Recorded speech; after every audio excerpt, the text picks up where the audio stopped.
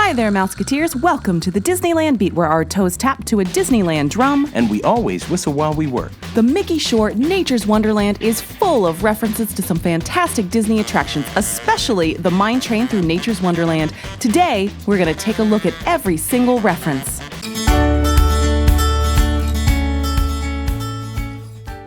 The title screen has a compass insignia behind it that was also seen when Adventureland was introduced as part of the Disneyland series and also seen in the True Life Adventure films. Map of Nature's Wonderland! The map Mickey has looks almost exactly like the 1960 souvenir map that was initially seen as part of the marketing materials for the Frontierland expansion into the Living Desert, and it is a prized commodity today. The Mine Train through Nature's Wonderland opened in 1960, a year after major expansion on the other side of the park brought us the Matterhorn, monorail, subs, and more. The bear scratching himself on a tree is a reference to bear animatronics in the first scene of the Mine Train ride after it left Rainbow Ridge.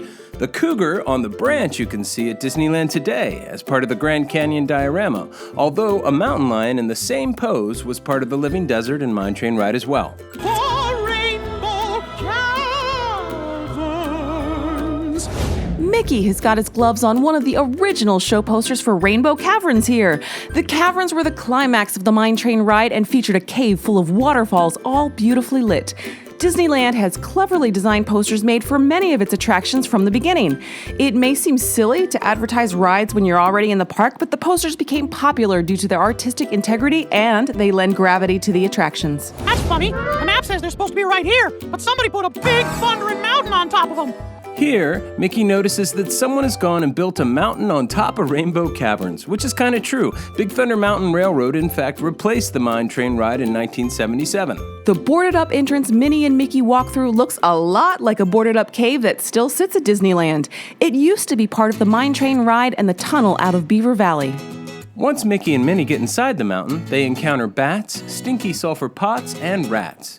And today, at the first lift hill of Big Thunder Mountain, you pass squeaking bats, rolling sulfur pots, and for the rats, well, I'm guessing there's some cast members who might have seen a rodent or two under the mountain over the years. The cute little Mine Train Minnie gets trapped on here looks exactly like the one from the ride. The yellow engine rode the rails from 1960 to 1975 at Disneyland. Many will remember it being left along the banks of the rivers of America as scenery for years afterwards. Big Thunder Mountain Railroad was initially designed as a companion attraction to a river ride, the Western River Expedition, dreamt up by Imagineer Mark Davis. However, as things turned out, it was the roller coaster that got built and the river ride was left to legend.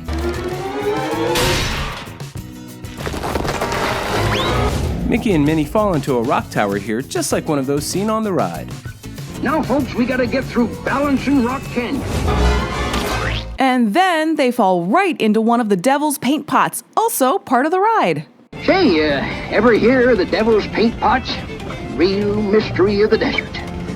Bubbling pots of mud in all kinds of colors.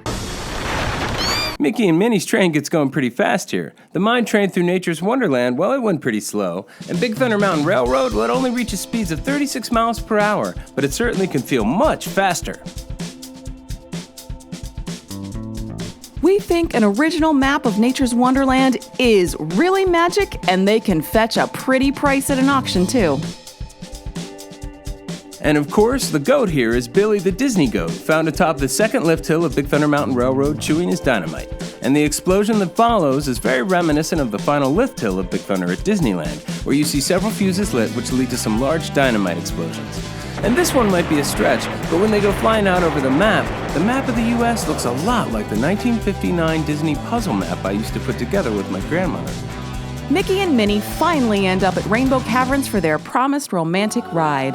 Disney plays the original soundtrack from Rainbow Caverns on the ride in the cartoon. The music is ethereal and magical and has long been a fan favorite. It was the final feature of the Mine Train through Nature's Wonderland before it pulled back into Rainbow Ridge. We hope you enjoyed this peek inside the Disneyland of a Mickey Mouse cartoon. Thanks for watching. See you real soon, Mouseketeers. See you real soon.